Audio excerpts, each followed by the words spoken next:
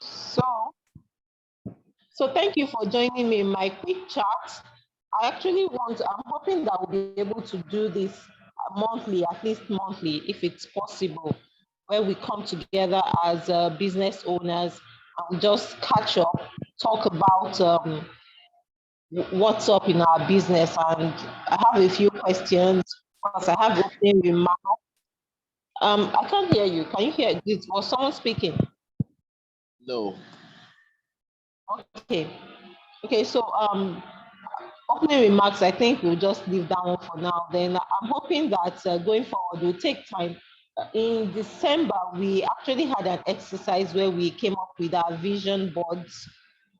So at least I have for only two of us right now.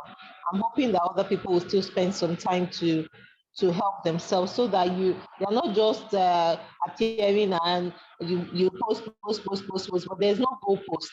You're just doing a lot of activities, but you're not targeting anything. Imagine if footballers were playing football on a pitch and everyone just keeps kicking the ball, but there's no goal post. How do we measure? How do we know how effective a player is? How do we know how effective the tools that the work you've been doing, your activities have been? I believe that you have to set goals. And of course, I'm a believer, so I believe that your goals should be spirit set goals. So it's not just stuff that you just come up with in your head and say, oh, I'm going to do that. I met a young lady and she said she was looking for someone that will help keep her accountable for all the things that she has earmarked for herself for the year. So the first question I asked her was, "All these your goals? How did you arrive at them?" And that's where we got stuck because she was like, "Oh, just in her mind." I was like, "That it's easy for you to come up with goals, but you need something bigger than you, willpower or whatever you want to call it, something that will keep you going when things get challenging." So many times, many of us, the reasons why our goals and visions are not moving forward is that we don't have energy that is outside of ourselves because we'll get to a point where we need to be we need something to keep us going, energy from outside. And it's only there's something someone told me this year that God does not pay for what he did not order for. So if you are the one that sent yourself, you get to a point where you begin to struggle. I'm speaking from personal experience as well. You all know that I started the startup on a more or less like a cruise, just to come together. There was no clear vision. So I had to take time to go back and get some clarity on what exactly we're supposed to be doing with this community. So that's why there seemed to have been a bit of a lull, a bit of quietness and all, because it's important to be able to know that this is where your vision is coming from. And then, okay, we've started reviewing books on the Startup Corner. We have a Telegram group for book review. And the book we're reviewing currently is On Your Marks. Thank God, I spent 4 hours on a boat today, so I had enough time to continue. So what I'm doing is that in the book, I'm pulling out the questions that will help us think through what we are doing in our business. Also, still part of what we are doing in terms of visioning to help us make sure that we are going in the right direction and we are not just kicking in the air. Then there's the then I'll also talk. Adebukola, unfortunately, she's not able to join us now. She started sharing in the group what she called SUC growth thoughts. So they are still along the same lines, things for you to think about to improve your business so that you're not just working, because we want to be effective entrepreneurs this year than going forward. Then I would also give you some time for questions and answers, which is where the chat is. So I'm going to minimize the rest of what I'm saying and then we'll spend more time talking and chatting. I want to hear from everyone what's going on.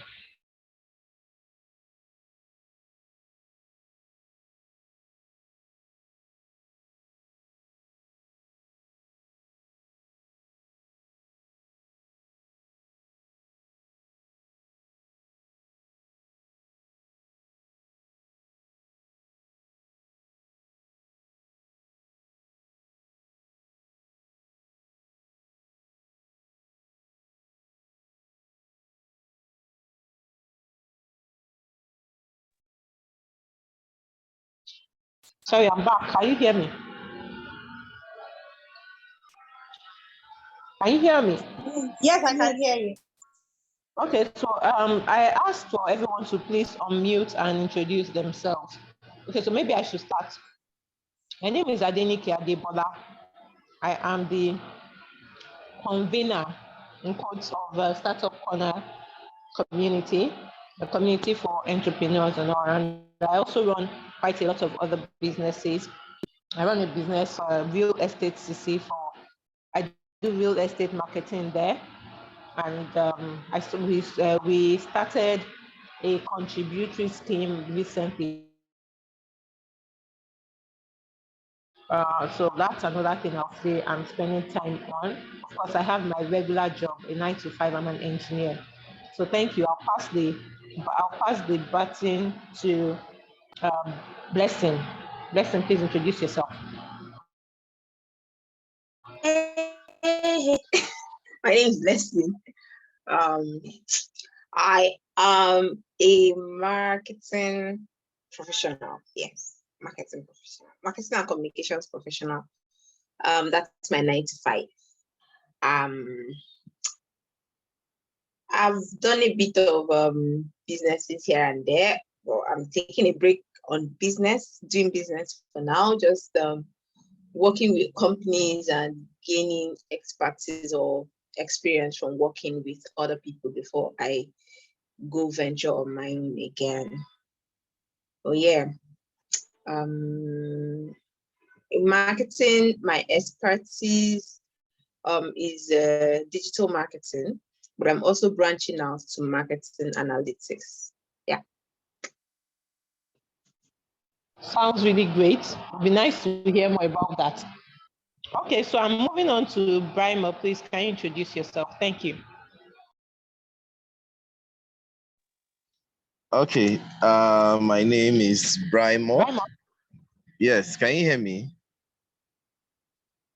Hello. Yes, yes, Can you hear me? yes, I can. I can hear you. I can Okay. hear you. So my full name's actually Brimo Emmanuel Brimo. I am a lot of things in media and ICT. So in media, I'm a documentary filmmaker. I'm a videographer. I'm a sound engineer. I'm a photographer. I'm a media trainer. I'm a producer. What else? Okay, well, that's basically the everything that is in the media aspect. Um, that's traditional media and some aspects of social media. I don't do too much of social media, but yes, I'm also skilled at it. And I've done a few trainings for people, things like that. Then I'm an IT person, ICT. I do systems maintenance and so on. Then I also have a shop. Or I used to have a shop. It used to be a physical shop, but for now, there's no physical shop. But I still sell stuff. So I do supplies of equipment, ICT equipment, the media equipment, lights, sound, cameras, and all of that. I'm based in Abuja, Nigeria. Thank you very much, Brima. The rest of us did not tell you well, did not say where we are based. Okay, so Debbie, you're next. Hello, everybody. Can you hear me? Please, can you unmute and introduce yourself? Thank you. Hi, Yes. Avo. Hello, hey, everybody. Can you hear me? Yes, I can hear you. Okay, thank you very much. My name is Debbie. Look, actually, Debbie though. That's my name on Facebook. I'm a fashion entrepreneur. I have grown from being the fashion detailer myself. I'm a fashion entrepreneur. I also like to be known as Yellow Day Run because my focus is on creating comfortable pieces, comfortable dresses for the Am I the only women. one that can't hear Debbie anymore? I think so. Can you hear me? We can hear you and we can hear David too. I think that thing that happened with your speaker has happened again. Wow. Can you hear me? Me, I can hear you, but you can't hear us, Abby. She can hear us, apparently. Hey, maybe we should use the chat box.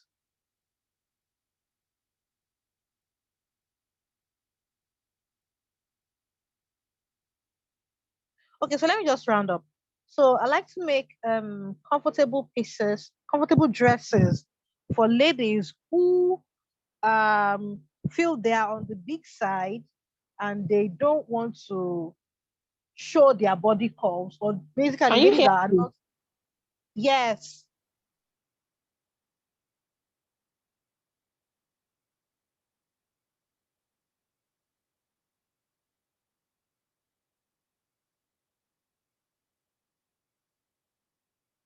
Are we still waiting for her?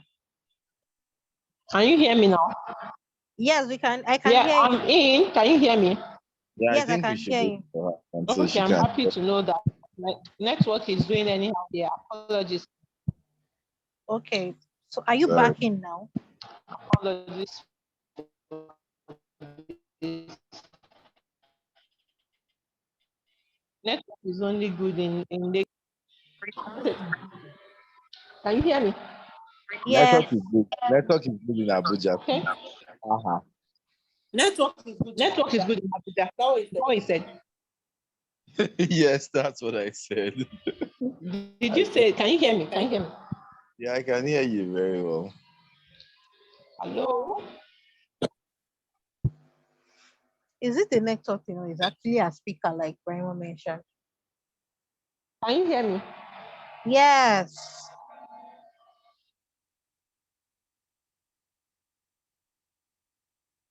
I'll assume that's a yes. Please, if it's a yes, can you just help me type it in the what they call it too? In the chat, if you can hear me.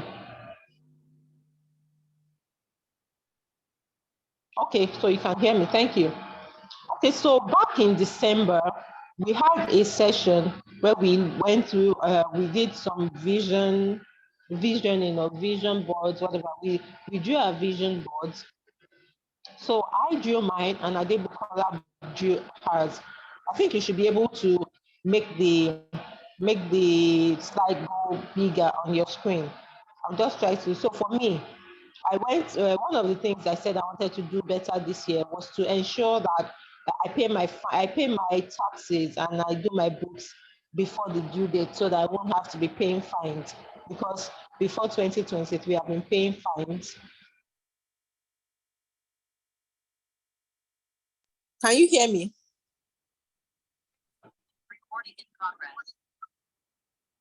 Can you hear me? Yes. Can you hear me?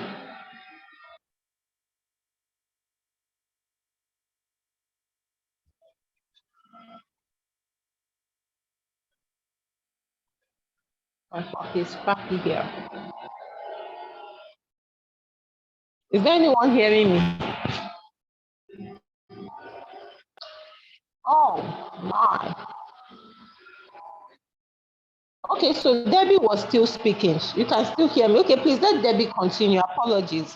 I didn't know that Debbie was not done. Please let her continue.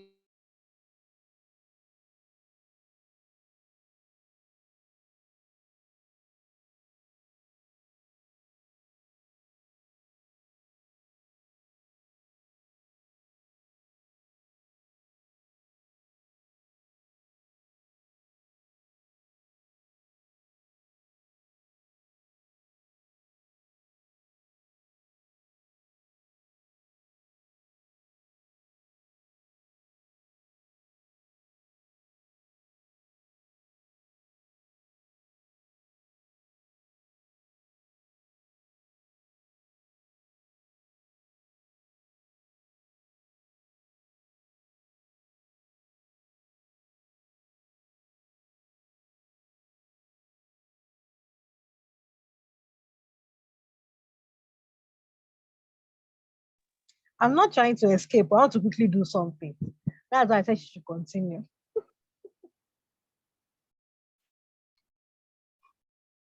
Can you hear me now?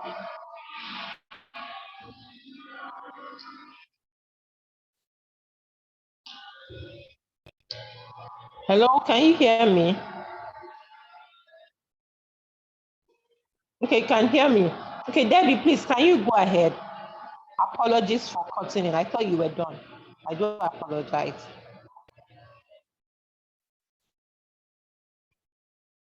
I don't know why I can't hear anyone.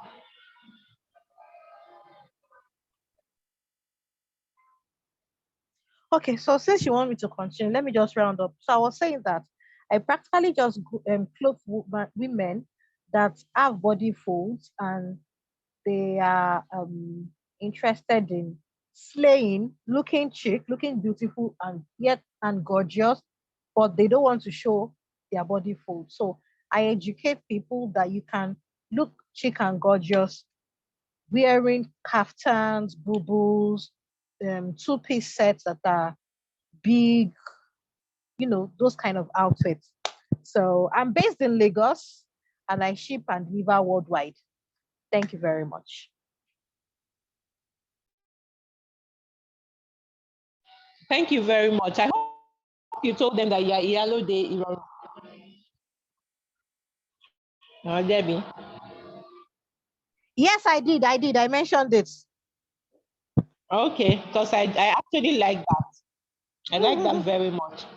Thank you. And I think you've answered a few questions that I was going to bring up in today's session.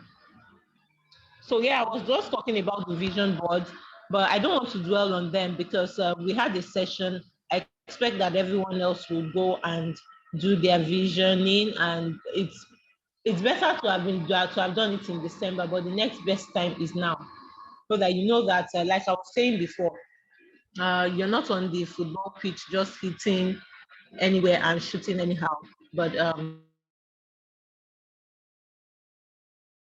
you're working towards. So, for example, one for me that has been, I told myself that I was going to create a lot of checklists, forms, and property lists, and I've been doing quite a lot of those. And I've been focusing on growing through communities, and it's been really helpful. And we learned from the color relentless helpfulness. So if you can check on our YouTube channel, the video is there. So it should be able to help you through yours. So like I said earlier, we've been reviewing business books. We started off with Ultimate Digital, the Ultimate Digital Product Manual. Right now we're on your marks and we're a bit more focused, and we have a Telegram group now, like I said before.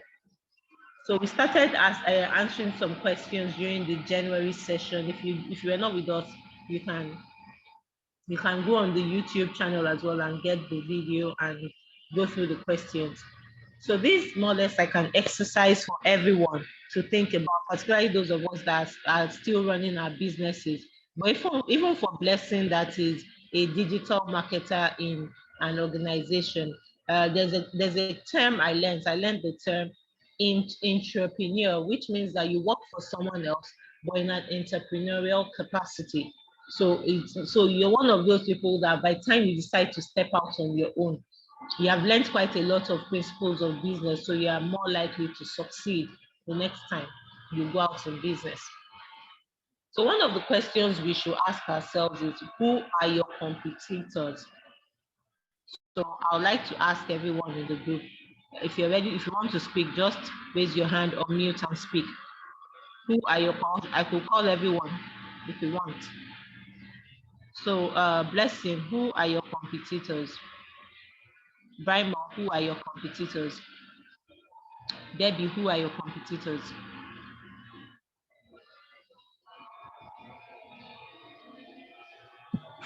Who are Can my you still hear? competitors? Who are my competitors? Yes, Ah, yes. okay, so are we supposed to answer in regards to other brands doing the same thing that we do, or um because basically, okay, so I ask because I tell myself something. I'm competing against myself, and this is my why. I was speaking to someone yesterday, And she told me that, babes, where you were last year is not where you are now. You are a better version of yourself last year. Okay, I was actually complaining. Yes, I was actually complaining. And then she dropped that comment and she pointed out some things to me. And I looked at it and I'm like, oh, wow, that's true. So, despite the fact that I have not gotten to where I want to get to, so I'm always competing with my present self to get to the next phase I want to see. So that's why I'll ask that question. So primarily, for me, I am my competitors. I am my competitor because I keep wanting to get better than my present self. But if it's as regards brands and what we do, my competitors are plenty everywhere. Where do I even want to start So from? have you identified them? Yes, I have. They are bound. Especially on the streets of Instagram where everybody is a fashion person. They are blending. Okay, so I'm going to come back to you because I like what you were saying about competing with yourself and then also realizing, because what I was going to then ask you is that when people, if I need a boo boo today, for example, and you are unable to meet my demand, who else can I go to? That person is also a competitor. But then again, your mindset is what will now determine if you're competing in a healthy fashion or if you are staying in the red ocean, I think. Because the next Okay, book we are so going to read actually is the Blue Ocean Strategy. Go ahead, okay, please, so Debbie. something happened. I think it was earlier in the year. Someone picked my address from Instagram and came looking for me. And then unfortunately, because my address is actually where I live, I work within my space. So I don't really have a lot of things ready made. I don't really have a lot of things ready made. I most times make items based on order, except for a few that I just did while I was less busy or while I had luxury of time and all of that. So when she came and I showed her what I had, she didn't see anything that she liked. And I mentioned a friend's place to her in Surulere that would you mind going to meet so and so person? She most likely will have something that you would like. I did not see that person as a competitor, or I do not see her as a competitor. As a matter of fact, I see her as my friend that we do the same business together, and that I could refer people to. I don't now know if the person is seeing me as competition or me. I do not now know, but on my own part of the bargain, that's how it is for me. So that's all I have to say. All right, thank you. I think I like the fact that we are having this conversation on competitors. So let me allow Brimer and Blessing also to respond. Then I'll come back to Debbie. So Brimer, who are your competitors? Okay, so the thing is this, my my field of work, if I look at media, for instance, I would say that I have a lot of competition, and it's an interesting competition. Technology is my first competition. How and why do I say so? Before now, I'll just give you a quick instance now. There are several jobs in the media world that have been taken over by technology. Before now, we used to have, like in the editing chain, video edit chain now, you would have an assistant editor and then a video editor. The function of the assistant editor is to ingest all of the footage. So after you've gone to shoot a lot of videos and all, the assistant editor would copy everything into a computer, group the different shots, wide shots, close-up shots, medium shots, and all that, and then label them accordingly inside the different folders for the editor to now work from there. But technology has eaten up the office of the assistant editor. Now, the editing softwares, once you copy in your footage, of course, we now shoot with memory cards and stuff instead of tape like we used to do. So it's easier to copy your footage. Once you copy your footage into the editing software, the software itself will group and classify all of your shots.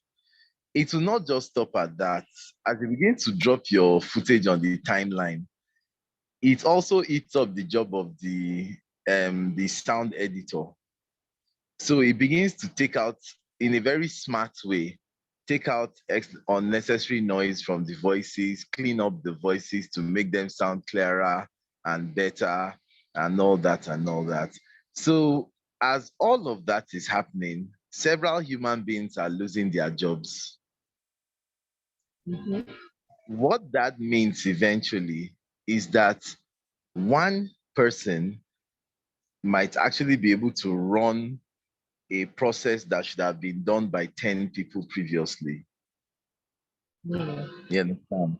So that's like really huge competition. That's one. Two is with technology also, before now, to shoot a good video, you needed to hire a very good camera or buy a camera that will cost you several millions, up to 4 million. Cameras used to be as expensive as 4 million for camcorders, 4 million, 3.5 million, and all of that and all of that. But with technology today, with an iPhone X, that's iPhone 10 or iPhone 8 even, iPhone 10, iPhone 8, upwards like that, you can shoot very good video at 4K quality. You understand? Which some cameras may not even be able to give you, 4K quality and all of that. Now, what that means is that the camera person ordinarily who used to feed from, using professional cameras to shoot videos and all that, is losing his job, has lost his job, because people are now using phone. You say? I said, as well as his investment, he spent like $2 million. Hello, can you hear me? Yes, I can hear. Yes, he has lost, of course, his investors, because the investors themselves too. I said he has lost his job as well as his investment. Exactly. He has lost his investment in those very expensive cameras. That's one. He has also somehow lost his job, because organizations now will like, I beg, we fit just buy one phone, take the shoot our videos. You understand? And all. So those are the things. Of course, there's still other aspects that the technology is not able to handle, like when it comes to sound mixing, track laying. They're really working at it, but they are failed so far. So if you really want an excellent professional work with good audio and good video, of course, you still have to get back to the professionals, But then some people don't even care so much anymore about the quality. That's defining technology now as a competition.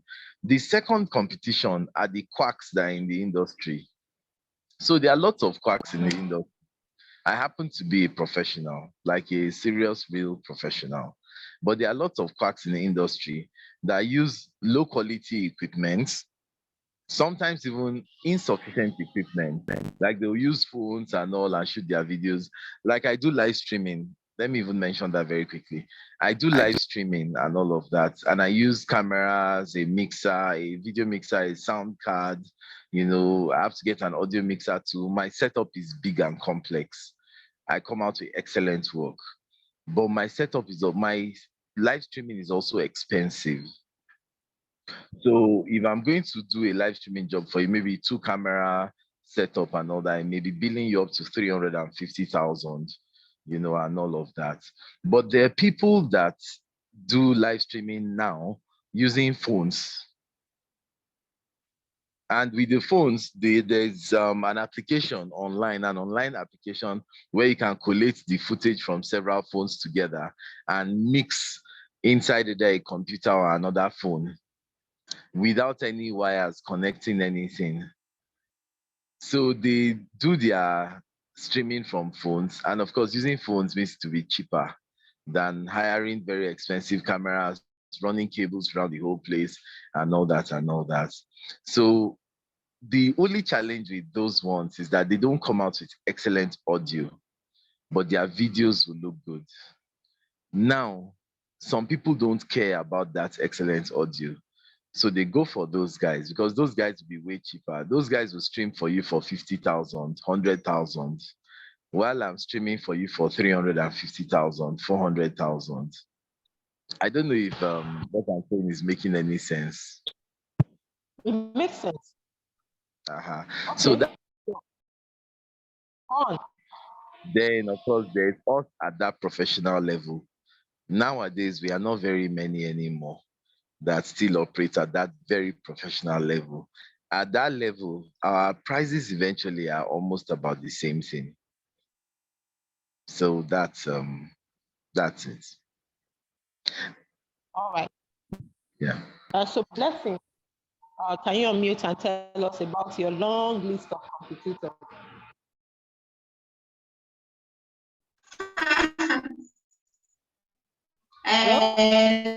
That was long.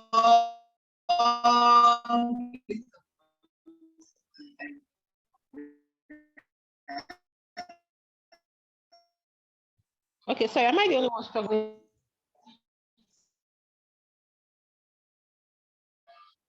Can you hear me? Hello. Yes, I can hear you. I think it's Blessing's network. Okay, so when Blessing comes back, we'll continue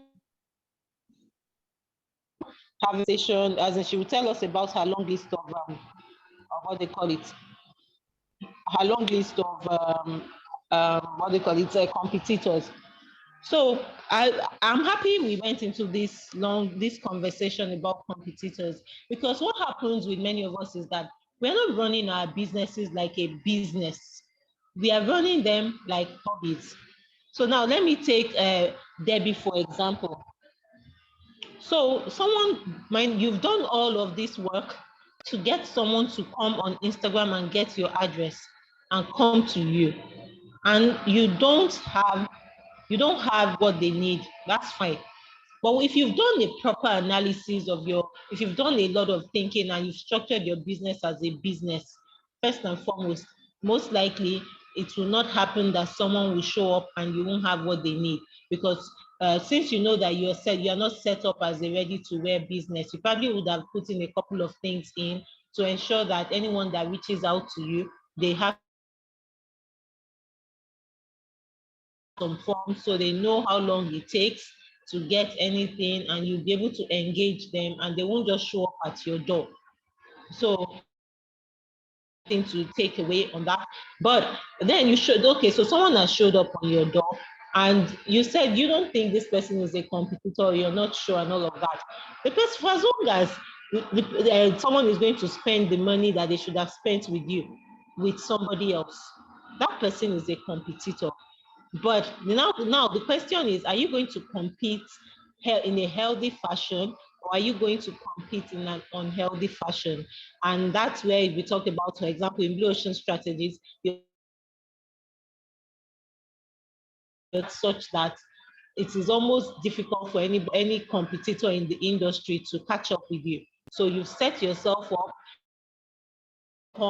maybe to come and collect your from your kaftans or whatever. They also get maybe a plate of a meal, because there was a salon I used to make my hair in VI. I used to go because they had this some food that I wouldn't normally get elsewhere, and they will make it for you while you're making your hair, and then you have the food, and the ambience and all of that. So all of that was structured into their business, because they are taking time to do an analysis of the kind of people they want to attract. And so the reason why it's important for you to know your competitors is so that you know, sometimes you can actually learn from them. You can learn that, okay, this is what this person is doing. How can I adapt it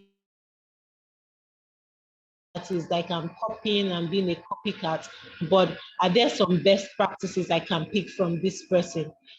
So whether you consider this person your friend or not, you guys are in some.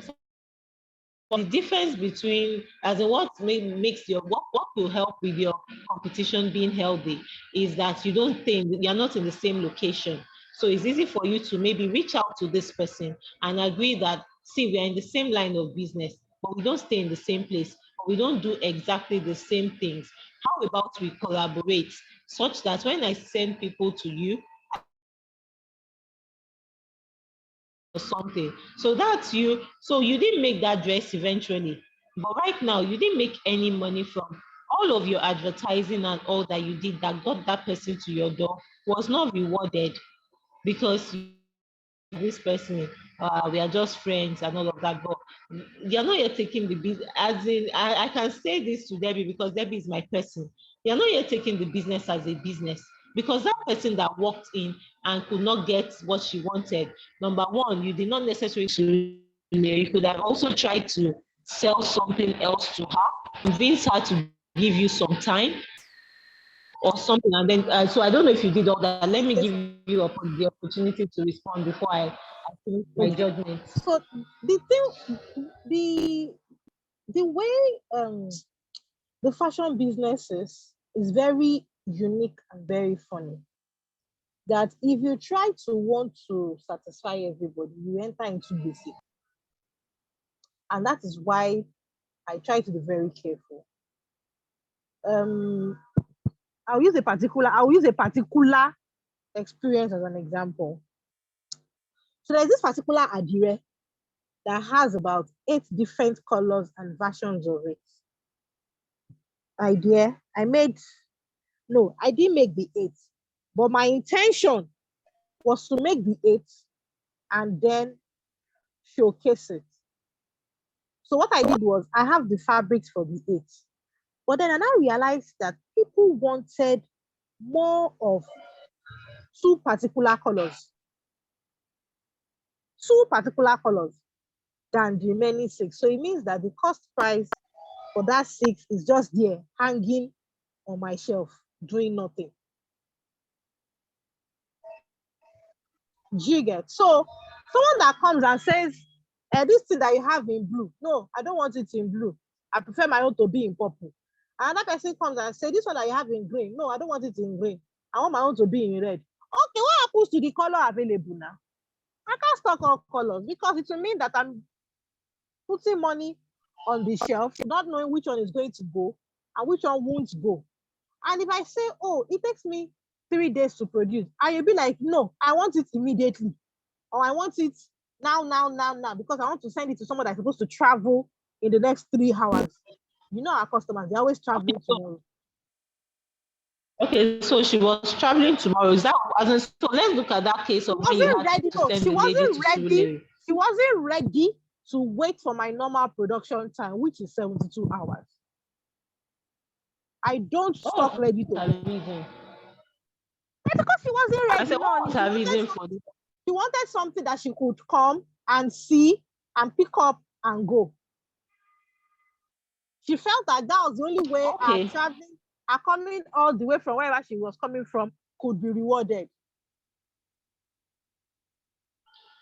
Okay, so I would say that first and foremost, maybe in your advertising, you need to make it clear that you have, but that you can, for the other ones, they will need to give you time. And if there was nothing else you could have done, and you, it's not always in my post. It's not always in my post. Production takes minimum of 72 hours. The one that is available, readily available to be dispatched, I'll write it here. But I didn't think she studied the post. She just saw it, then picked up the address. Sorry? Started coming. I said, I didn't think she studied my page. She just saw my page, saw that she likes what I do, picked up the address, and started coming.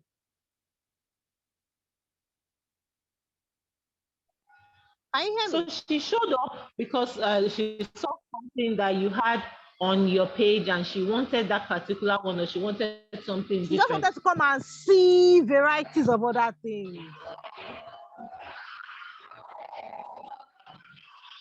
I've just learned that Hello. I've just learned that there are so many people with different needs, different ideas, different expectations, and I try as much as possible to meet up with the majority. If it is just one person that we are not meeting up with, I mean, it's okay. Okay. Are you done? Yes, yes, yes, Hello. Okay. yes. I can hear you. Okay. Can you hear So I'm not yet, yeah, I'm not yet fully convinced that you couldn't have convinced her to pick something else. But let's assume that you couldn't convince her and you needed to refer her to someone else. What I would have recommended that you should do, because travel from where she was living to come to your house, it was the effect of your marketing that influenced her enough to do all of that work. Then you sent her to another person. I probably would have said that maybe you could have told her that, oh, let me see if I can reach out to my friend that is in Sulere. And then you have an agreement with the person in Sulere and you tell the person in Sulere to deliver to you. And then you will get it to her. So she still buys from you. And She then you wants get to something she could negotiate with the see, person in feel, Sulere. and pick up immediately. That wasn't going to work for her. She wanted something she could see, feel, and buy immediately. If I could deliver to her later, I would have offered to make the clothes for her later. She wanted something she Okay. could I don't, feel, to see, Yeah, touch, yeah, examine, and buy yeah. immediately. I understand what Debbie is saying because I've had such experiences too in my business. So some churches want to buy equipment. They but I just don't know. start. Do you get what I am saying? Yes, I understand what you're saying. I've tried. Hello, hello. Can hear you, Okay, Brimo. because if yeah, Okay, I can hear you. Because if okay. we are So I've accepting that you tried had that. to send her to Sule, okay, please go on. Okay, I've Please tried go that. on the prime. Yeah, I've tried out what you suggested a few times when I had my physical shop. You understand? But it works sometimes. It doesn't work sometimes. You understand? And then I also understand those clients that want to walk into the shop immediately, see several equipment, test the equipment first, and then decide and pay for something. I understand it because I've had a lot of clients like that also. And if the things I have in my own shop don't necessarily satisfy them, or they mention names of equipment that I don't have, but I have friends that have, more often, if I tell them, sometimes I'll tell them, okay, can you come back tomorrow for this? If they tell me no, they need it now, then I can refer them to my friend, call my friend ahead and say that they're coming in, you understand, and so on. Okay. So my question is that yes, you have to refer the person in that circumstance. So what do you get for that referral? Friendship, or are you remunerated for So that? sometimes the friends will like put a little markup for you. But you see, the truth is this, what I've come to realize with most of those guys, unfortunately or fortunately, or however it is, it just happens that in that line of business of selling equipment, you understand, and all of that, church equipment, sound equipment, and all of that, most of the guys that are into the business here in Abuja are Igbo guys. They would they would do a markup, right? But when they talk to you later, they'll tell you, "Yeah, it was just a very little markup I did to it." You understand? So maybe they're supposed to sell the equipment to you 70,000 business to business, right? And then maybe to the clients, they are supposed to sell it maybe like you tell them, okay, sell the thing to the client for 90,000. They would tell you eventually that no clients bargain though and bought it for 75,000. So it's only 5,000 naira I can give you. Meanwhile, they sold it for 90,000 or even 100,000. You understand? So in So times are like they that, your friends or are they your competitors? there are business people too now running the same business that you run. They're supposed to be So are your they your friends because friends or your when, competitors in that instance? that's the thing. When I need the equipment, I can actually buy from them at a lower cost and sell and make a profit. But if I send a client to them, they will not sell to the client. The markup they will put will not be what, I don't know how to explain it. As in, they will not give me the difference. Do you understand? I understand. So the reason why I really want us to finish that, whether they are your friend or your competitor, is that if you recognize them as your competitors, when you are setting up your business plan, you will consider these scenarios. You don't have what your client or your customer wants, but your competitor, not your friend. Your Yeah. competitor has it. So how are you going to design your relationship with that competitor so that the competitor does not get the opportunity to sell it for 90K while you get 70K? So for example, for Debbie, there's actually absolutely nothing wrong with you doing like a video call with your friend, and then she shows your clients everything that she Hello? has in her shop, and you're still in the picture. And so when she's going to pick up from Sule, all she's going to do in Sule is pick up. And you are the Adenike, it one that does doesn't all work the like that. just It like doesn't work, you. Adenike. It I'll, doesn't work I'll in get, clothing I'll business like that. Since my own network has run away now because I can't hear anybody I again. can hear you, Brian. Can you hear me? Okay, I just heard you get, now. I can't hear the clearly. Okay, Can you hear okay. me? Okay, yes, I can Now, hear you Can now. you? your voice Okay. disappeared. But I believe that if you begin to look at those people not as your friends but as your competitors, you will put in controls that when you have to send clients to them, they are not, you are not unfairly, you are not getting the short end of the stick. That's where I'm going with all of this about who is your Yeah, competitor. you So know the so I only believe that for a couple of us, we have mixed friendship with business. But please go on. Please go okay, on, Raymond. You wanted to say something. okay. The only way that I'm able to ensure that I don't get the short end of the stick, right, is to go with the clients to their shop. You understand? But the challenge also is that if the client is a new client, they would feel like I'm going to renegotiate the prices and get them a worse deal than they would have gotten if they went by themselves. Do you understand? But So there was that, Very on something they point. saw on your You are Instagram very page. on point. but if the client But is there was my, hello? okay, there was something they saw on your Instagram page that made them commit to that journey to travel to your shop. And then you carried that person that you did all that work to gain trust from someone, and then you handed it over to somebody else on a platter. That's my concern. Oh, well. I This don't has know. brought them So in the first The, place please, to bring them back. defense. the only time This this has works, brought them in the first place to bring them back when they are see, ready to adapt to the company's policy and terms. yeah. The only time this thing works very well, right, is when the clients themselves are maybe people that have become like my friends. So that way there's already trust between us. Exactly. And based on that trust, I can tell them, okay, let me go negotiate this. I don't have it now. Let me go negotiate it with this person. But if you can wait, by so time, I would have it myself and then I can give to you. Some of them will wait. Some others will allow me, we'll go together, or I'll go and negotiate it and get it from elsewhere and give to them. But first time clients, more often than not, and those ones that want to just see and test and pay, uh, it's difficult. Okay, another question I have for coming out of this is that how come your friend slash competitor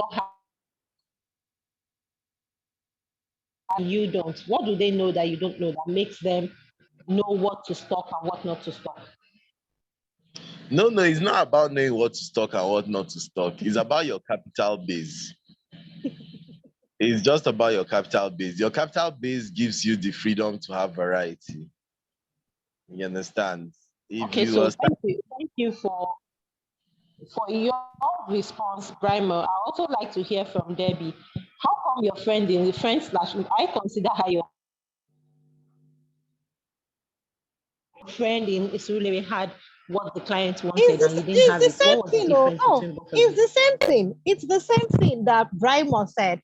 But then with fashion too, there are a million and one different variety of way to create one thing. You will just realize that somebody will say, "No, I don't like how this color is standing. I prefer it bending to the left hand side instead of to the right hand side." And because of that, the person is not going to buy that clothes because it's not in the left side, it's in the right side. Or because one Ankara is color pink and you have preferred your own to be color green. So with fashion, it's a very dynamic something that you cannot try to want to satisfy everybody. No, it is not possible. I have learned that one over this is 10 years in this business. I have learned that one over time, and I've told myself that I will not do what has passed my boundary.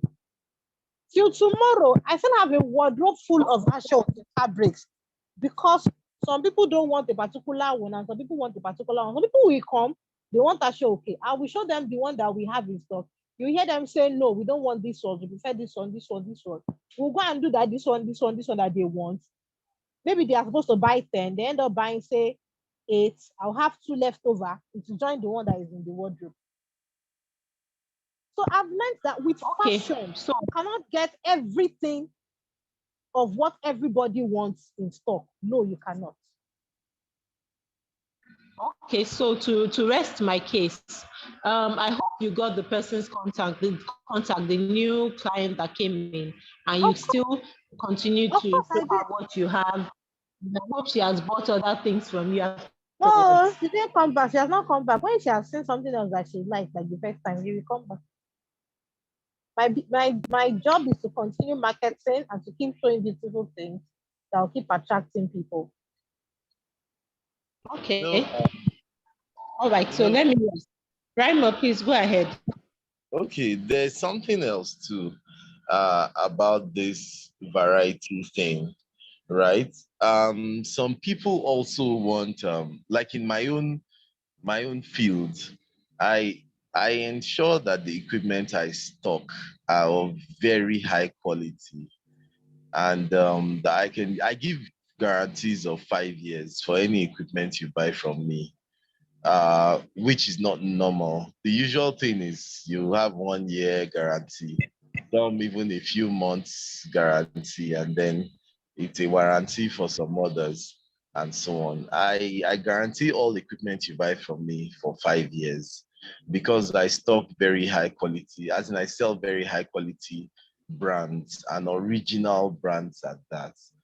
Now, the downside to that, or the other side to that, let me not call it a downside. The other side to that is that quality equipment are very expensive. And some people don't want the quality equipment, they just want something cheap.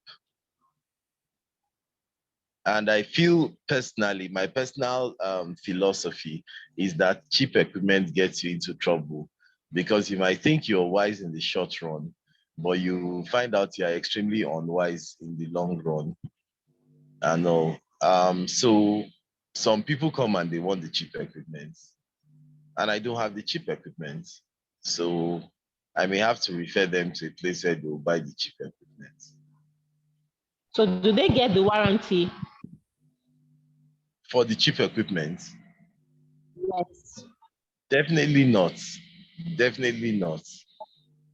Definitely not. Because Like this, I think I really still want to, I think we are still going to have a session where we talk about this managing competition because I don't believe we have exhausted it. I want us to move on to the next question. Should have been the first question to ask if you have conducted a market research with your target audience to confirm that they are actually you you or services you provide.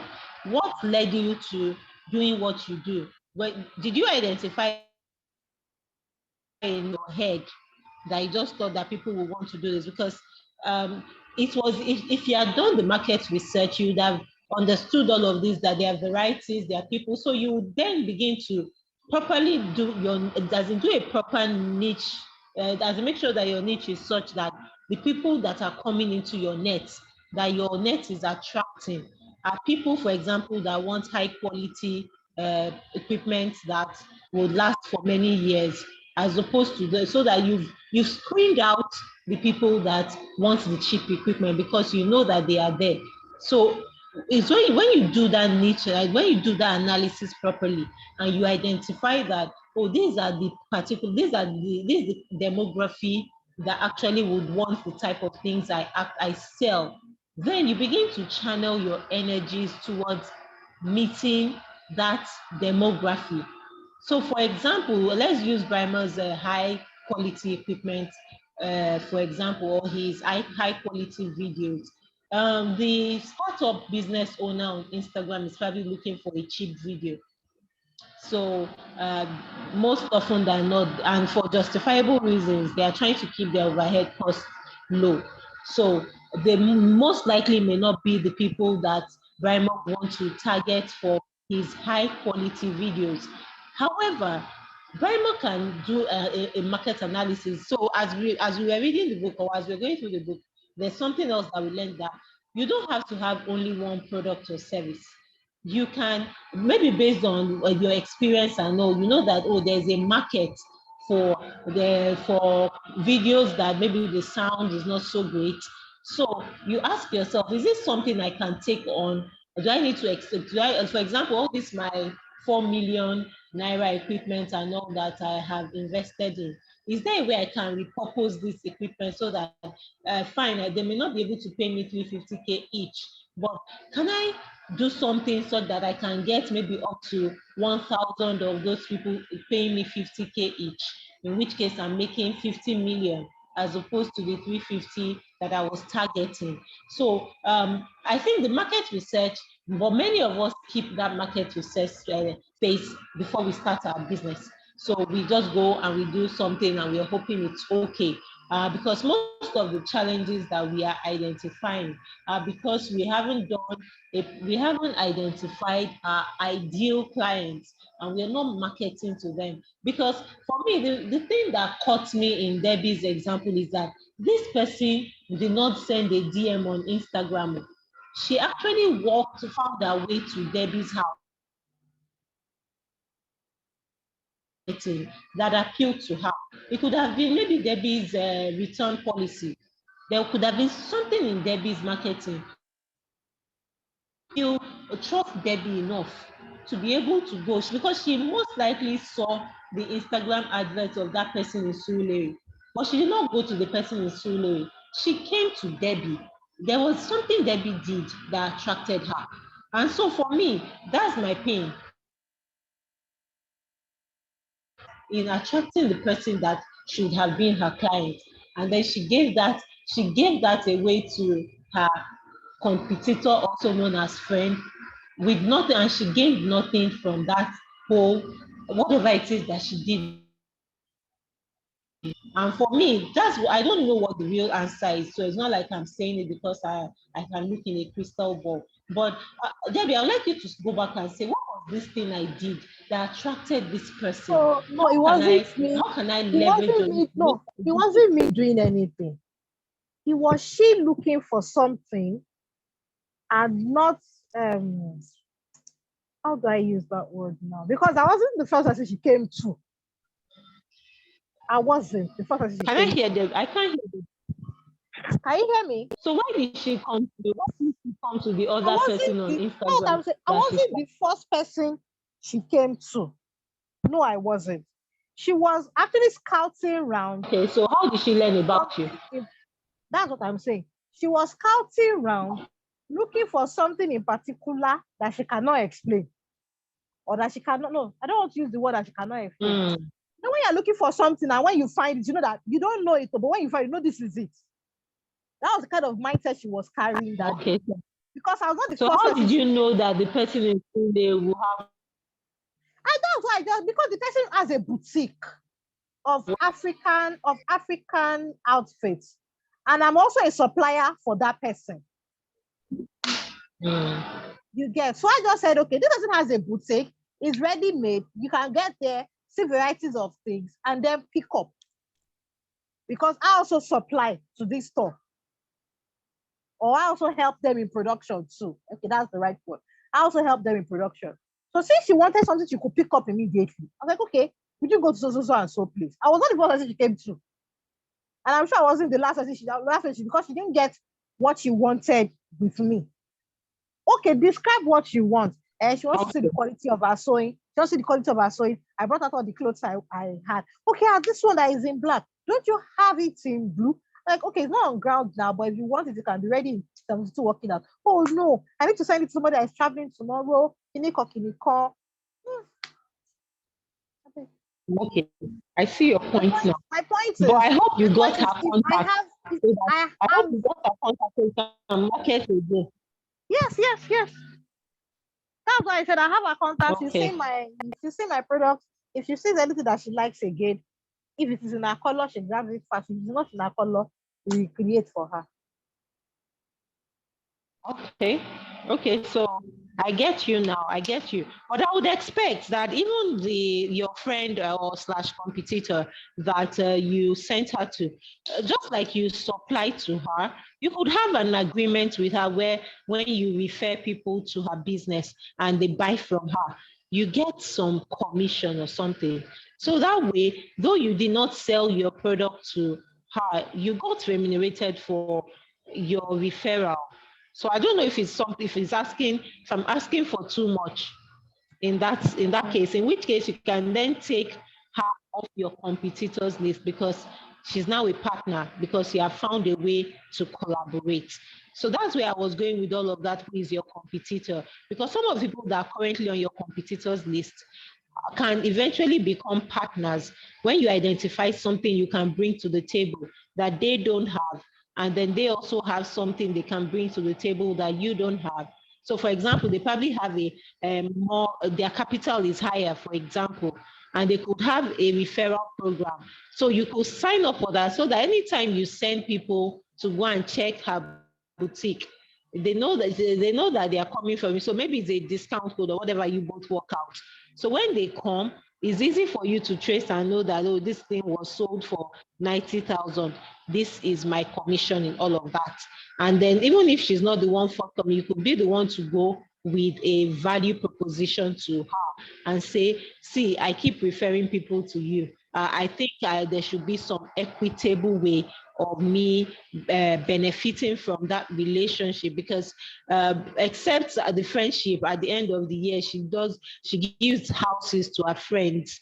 It's good to have a friendship because, like, for example, where I'm staying now, it's my friends that is their house I'm staying in. So friendship is a currency, I understand, but you're running a business as well, and you need to justify your marketing costs. You need to justify your cost of owning a shop, etc. So that's what I really wanted to be sure of. So some people may not be, as in they on the surface, they look like your competitors, but there may be opportunities to collaborate with even that list.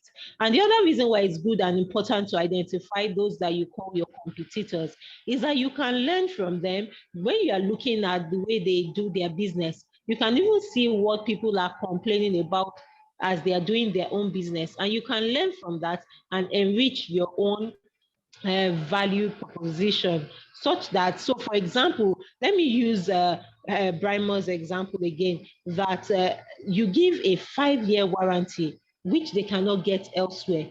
That's a distinguishing factor. But how did you know to give 5 years? How did you know? Why didn't you say 2 years? Why 5? Let me let you speak, Brimer. Can you hear me? Yes, I can hear you. So why did you pick 5 years? Why not 1 year? Why not 2? Okay, so for most equipment, by default, you get a 1-year warranty or guarantee for most equipment. A few other equipment would say 2 years, some others would say 3 years.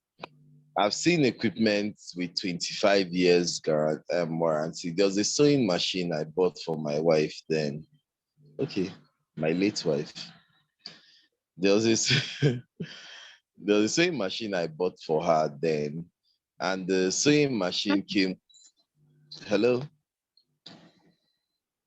I can hear you. It's just the Oh, heaviness, but I can hear you. which heaviness? I can hear you. When you Okay. said my late wife, Oh, don't mind me. because I still think of her today. So go Yeah, on. it's crazy. I call her my wife all the time. Oh, she's my wife. Oh, she was my wife. I don't know which one it is now. Anyway, whatever. Now, there was the same machine I bought for her, and it came with a lifetime warranty. It was a single sewing machine. And I was like, wow, lifetime warranty. That's like really Yeah, crazy. coming. So I was trying to wonder how someone would build an equipment and then give a lifetime warranty. And of course, I discovered part of why it had a lifetime warranty was because it's a very expensive piece of equipment. That's one. It's also built very, as in to be really durable and strong. That's two. And if you use it the way it is meant to be used, you may not have any issues with that equipment, like quote and unquote forever. There are user serviceable parts, of course, and then a few consumables that you need to replace from time to time.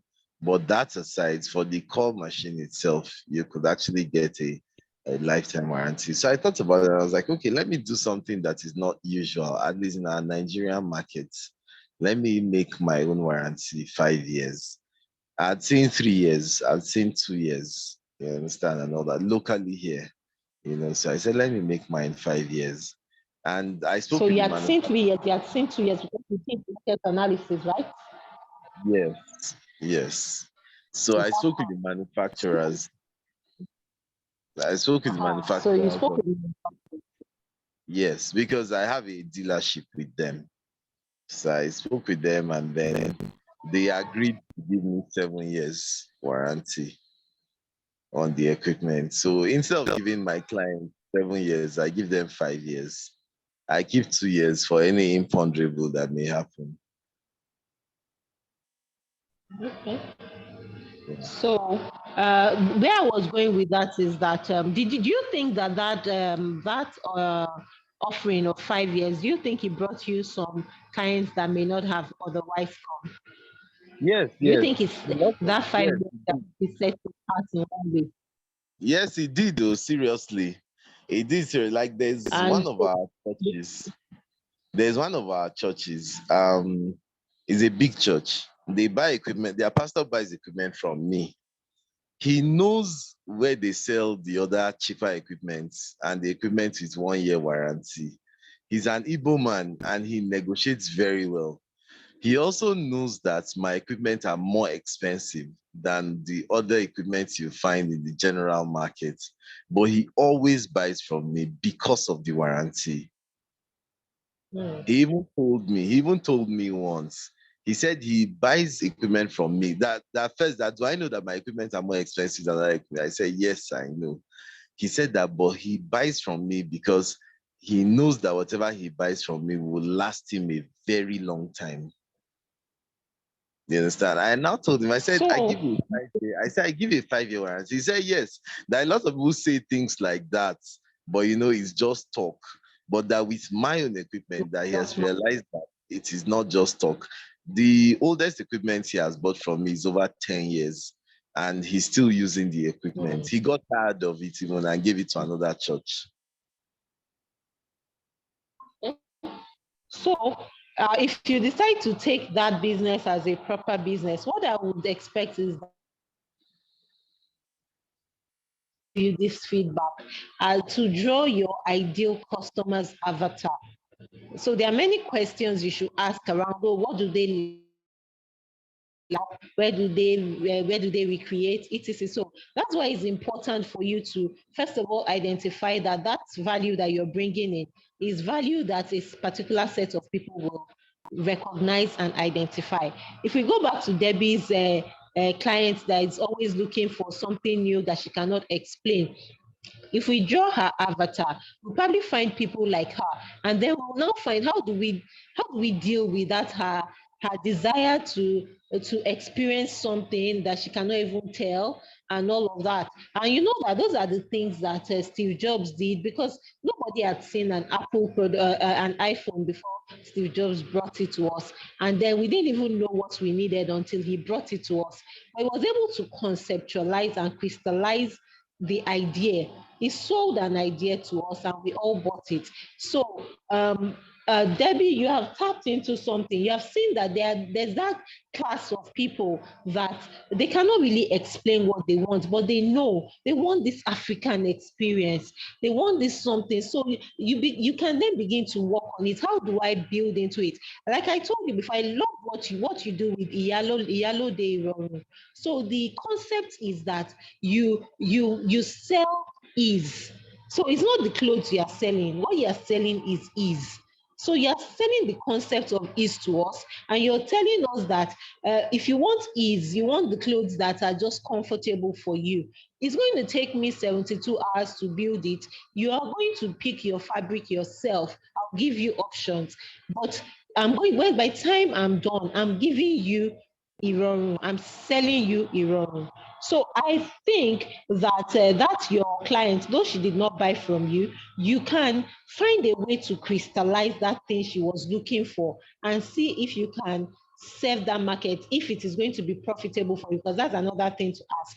That's part of what you do in your market research. Okay, so you've identified this niche. You need to make sure that you have a lot of fabric ready for them to pay. But can you afford it? And if you spend all that money, can they afford what you are selling? So that would then tell you whether you want to screen them out so that they don't even come to you. But when they come to you, immediately they come, you can quickly tell them, oh, this is what I have and this is what I can offer you. If the answer is no, okay. If you have arrangement with the person in Surulere, you can direct them to Surulere. If you don't have anybody that you have a profitable arrangement with, because that will even be how you decide that you want to deal with such clients. You can decide that you want to have partnerships with maybe 50 people, so that know how. By the time you connect them with 50 people, they will buy from one of you, get your commission. So that's a market research. I don't want to keep us beyond 8 o'clock, if you don't mind. So then the next thing, what would your difference business do differently from your competitors? I think Brimo hits that when he was talking about that he saw that they were even the 5 years that he may have seen, are they genuine 5 years? How am I going to make my own 5 years genuine? He went ahead and he went to find uh, manufacturers that could give him 7. So he could now confidently say 5 years because he knows that he can actually go beyond 5 years, but he has just put a margin of safety by saying 5. So what are you going to do that will differentiate you? So if you don't know who your competitors are, you cannot tell what you need to do differently so that the people are not going to your competition. Of course, you can't get 100% of the market, but you are focusing on a particular niche. So you've decided that, oh, you are focusing on women above 40. I want to give them business consulting ideas, for example. And so I know that there are women above 40. Maybe they have families, they are busy, they don't have time. You've drawn their avatar, so you know the things that are their limitations. So you now want to know, what value am I going to offer these people? So for example, that one that just wants something that she can touch and feel, but she cannot explain, you've walked around it. Okay, how do I make sure that if she finds something that she wants in Sule, I have a way to get it to her quickly so that she doesn't live here, or maybe she quickly goes to Sule. We find something that still caters to her needs because we have anticipated her needs. And so you give her something so that she can go back. So let me give you an example. Yesterday, my travel plans were messed up, and I needed someone to help me get a flight ticket out of Warri to Lagos, yesterday or either today or tomorrow. And everyone in the office was checking and trying to see if they could find something. And um, they couldn't find. And then I told them, well, I'm going to call my travel agent and she will have something for me.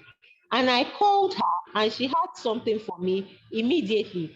And immediately I told my boss. My boss was like, this lady, she needs to build a business around this. So because she was prompt, she responded almost immediately. She had something for me. She knew where to check.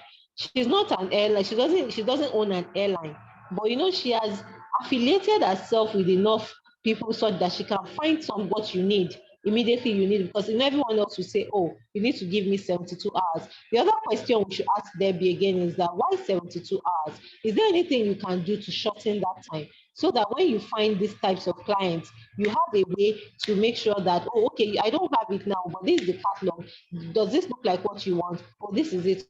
Okay, I should be able to get it to you in 24 hours. The person's flight is by 9 a.m. tomorrow. Oh, you should be ready and all of that. That's assuming it's possible anyway. And then because you have anticipated their needs, because you have looked at what your competitors are doing, you can see that they can't meet that need because they have ABC constraints. And then you've thought through, how can I break through and deal with these constraints so that I can then meet that client. There's that demography that need this service, but because of maybe some people, they have to go and get a custom approval, etc, so they cannot get what they want within the time frame that this client wants it. You've thought it through. Okay, how about I get a blanket custom approval so that when I want to bring this stuff in, I already have the approval, so I've already cleared that hurdle. So I've reduced my production time because I'm just giving that as a hypothetical example. But if you could break down, why do you need 72 hours? Is there something you can do to shorten the period that you use to deliver such that you can meet the needs of this niche? Well, of course, you need to do some analysis and some thinking, and it needs to be worth your time. I'm just using them as an example, assuming they were willing to pay more.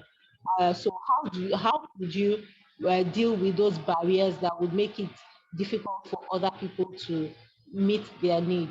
So it may not be this particular set that will work for, but there's perhaps another demography that you can work around what makes it difficult for your competitors to meet their need, and then they become all your customers because your competitors are still trying to break the they're trying to break whatever it is that makes it difficult for them to serve them. So I hope I'm making sense in what I'm saying. Am I making sense? Can you hear me? Yes, I can hear you. Hello, can you hear me?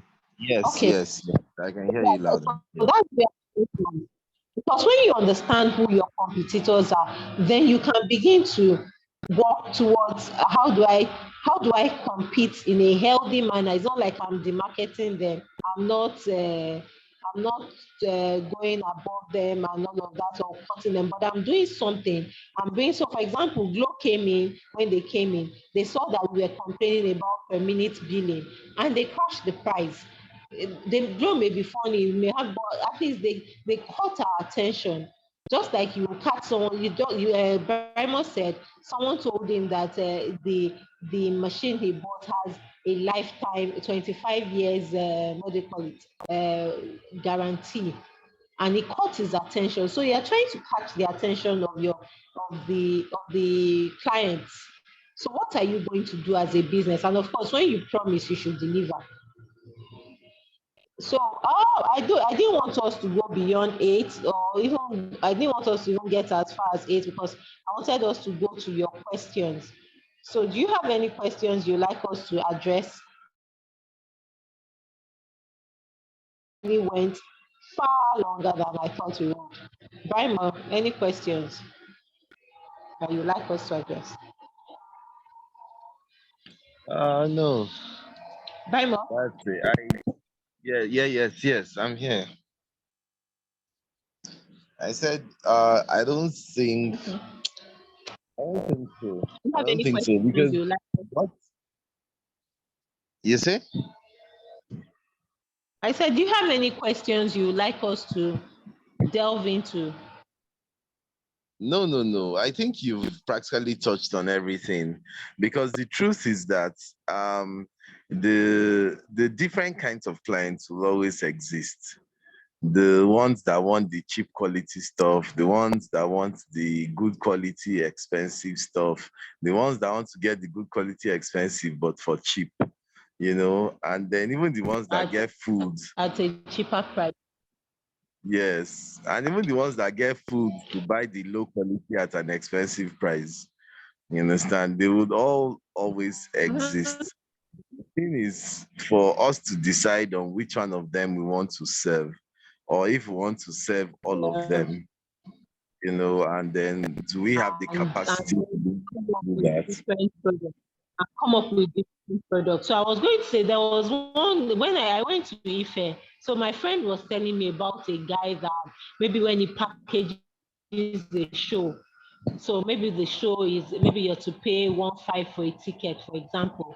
Then by himself, he will not go and make that pirated ticket that you will sell 200 naira because he knows there are some people that want to go in and they cannot pay 1.5. But instead of him to allow another person pirate his own show, he by himself will go and pirate his own, go and make his own cheap ticket. So that anyhow the money is still coming into his pocket. So whether you bid 1.5 or you bid 200 naira, you are still paying him. So I think the guy was up to something. Was on to something. Or you need something right now. Sorry, is it blessing that's trying to speak? Okay, Brian, I can't hear you. I can't Hello? hear you. Okay, Hello, I can can hear you now.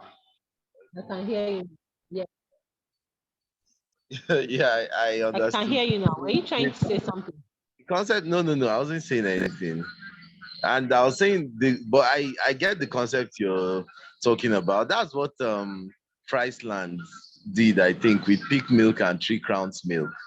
So it's the same company that produces Exactly. Peak Milk that also produces Three Crowns Milk. Exactly.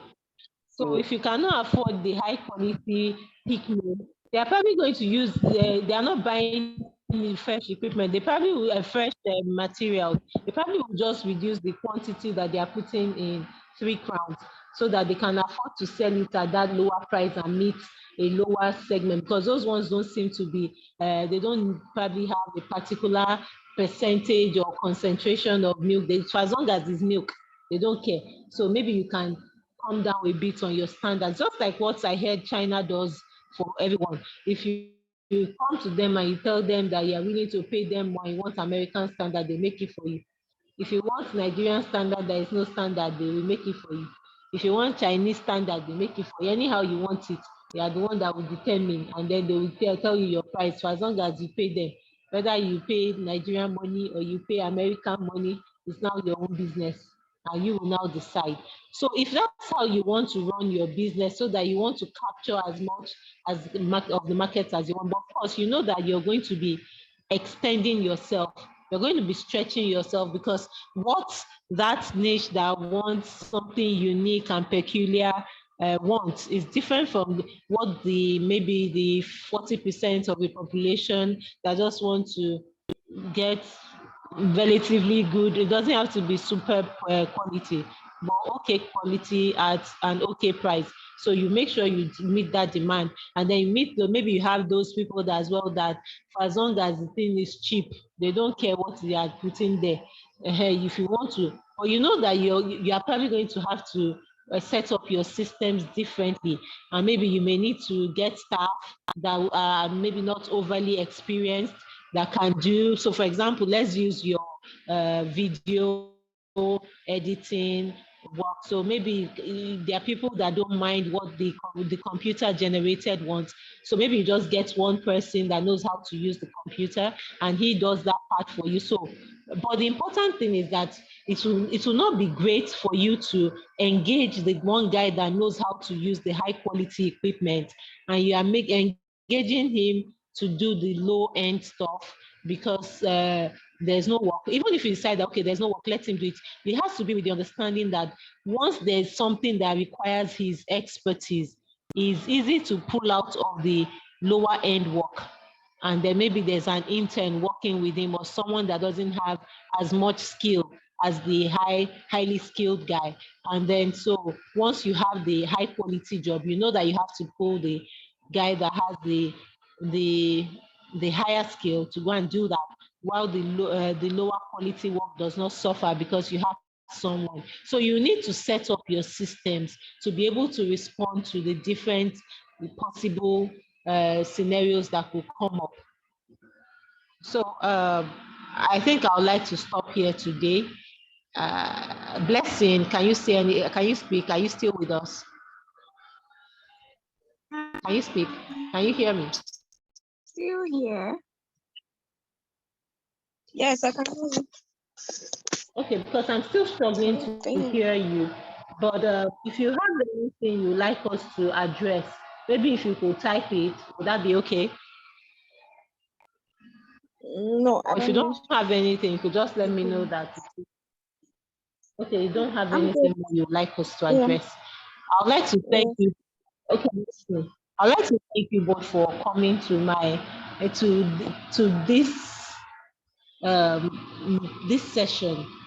I don't know if we'll be able to do anything else in March, so this will probably count as our March meeting, except I'm able to set up something differently with other people. So thank you very much, and thanks to Debbie. Debbie has dropped off. Thank you. Thank you all very much. And I hope that it was worth time. I hope it was worth your time. Yes, Thank a you whole for lot. coming. Even talking about it alone. Yes, Okay, so I'll stop recording so that we can continue